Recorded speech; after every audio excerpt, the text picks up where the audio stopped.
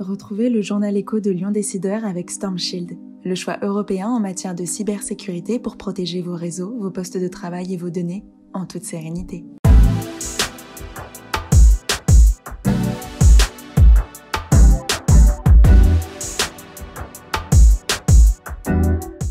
Bonjour à tous, suite des interviews sur le plateau télé Lyon Décideur dans le cadre de la 10e édition de l'Odyssée des entrepreneurs. À présent, un coup de projecteur sur le Clubhouse. Nous recevons la directrice du Clubhouse Lyon. Bonjour. Bonjour. Sandrine Plantier. Alors on va rappeler déjà ce que c'est que le Clubhouse Lyon. D'accord.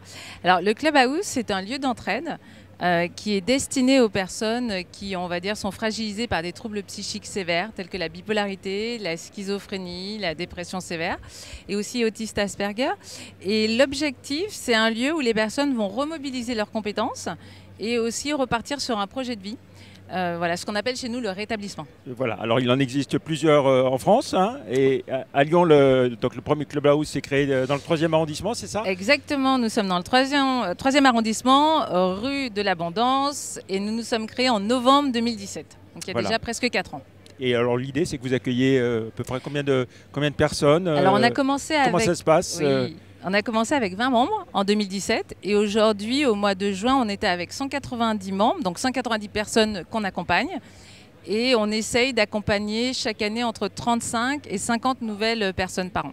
Voilà, et puis alors j'imagine qu'avec ces confinements successifs, on dit qu'il y a de plus en plus de personnes qui souffrent de troubles psychiques. Vous le vérifiez malheureusement à votre niveau? Oui, alors on l'a vérifié. D'abord, l'année 2020 a été une année qui n'était pas évidente pour tout le monde, mais qui a montré, on va dire, beaucoup de solidarité dans le club, que ce soit les membres avec les salariés.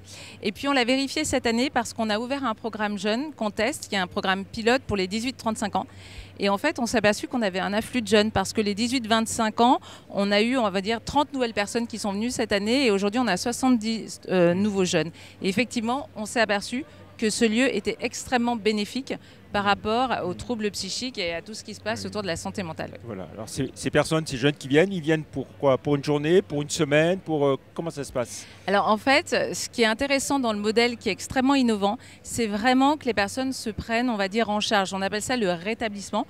Et donc, on va nous les aider à reprendre confiance en elles, à sortir de l'isolement et elles viennent quand elles veulent. On n'a pas de contrat avec elles. Elles peuvent venir pour 1 heure, pour 2 jours, pour 1 semaine. C'est vraiment leur choix. Et nous, l'objectif, on va travailler sur ce qu'on appelle des stratégies motivationnelles pour les faire venir. Et puis petit à petit, elles vont adhérer au lieu et puis elles vont reprendre confiance en elles et puis elles vont prendre différentes, on va dire, occupations. Et jusqu'à l'objectif peut-être ultime qui sera un retour en réinsertion professionnelle ou pour les jeunes, on va dire un retour en formation. Voilà. Et puis bien sûr, le nerf de la guerre, c'est de trouver de l'argent. Le nerf de la guerre, c'est toujours... En termes de financement, comment est-ce que vous fonctionnez? Alors le financement, on a des soutiens, on va dire des collectivités publiques depuis le début, donc c'est-à-dire l'Agence régionale de santé, la région Rhône-Alpes et la GFIP. Et donc on a à peu près 50% de notre budget qui est du financement privé. Et donc à cette occasion, j'imagine que vous souhaitez que je parle de la soirée de l'espoir. Alors, une soirée importante le 4 octobre.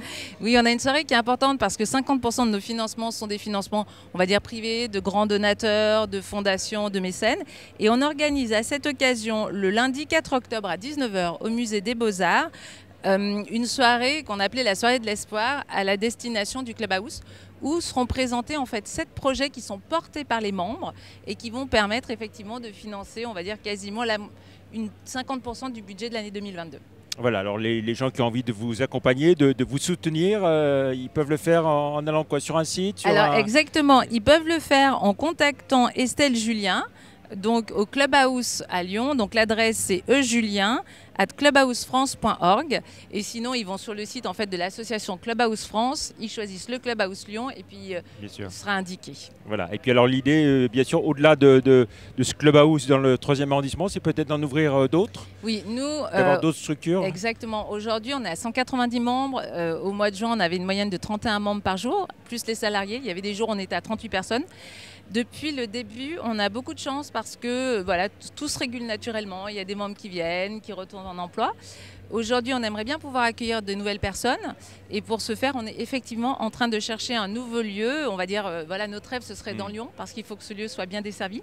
On a des personnes qui n'ont pas beaucoup de moyens pour se transporter et puis on a des personnes qui viennent aussi de toute la région Rhône-Alpes, donc le train est extrêmement utile.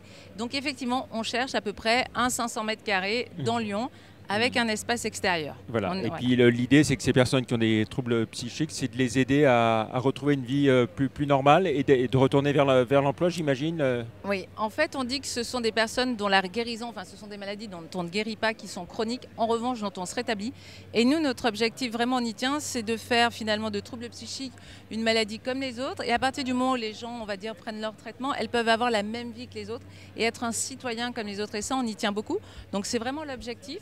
C'est effectivement qu'elles puissent avoir la même vie avec les mêmes droits, les mêmes avantages et une vie comme tout le monde fait de travail, d'activités, on va dire extérieures. Et ça, c'est extrêmement important. Très bien. Merci beaucoup, Sandrine Plantier. Donc, pour ceux qui ont envie de vous accompagner et de vous soutenir, on l'a bien noté. Donc, c'est le 4 octobre. Au musée des Beaux-Arts, place des Terreaux. Et je vous remercie beaucoup pour votre accueil. Merci. Eh bien, on était heureux de pouvoir faire ce coup de projecteur. Merci beaucoup.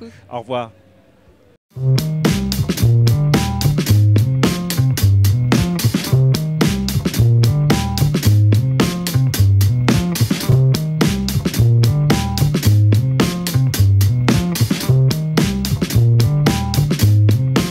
C'était le journal de Lyon Décideur avec Storm Shield, le choix européen en matière de cybersécurité.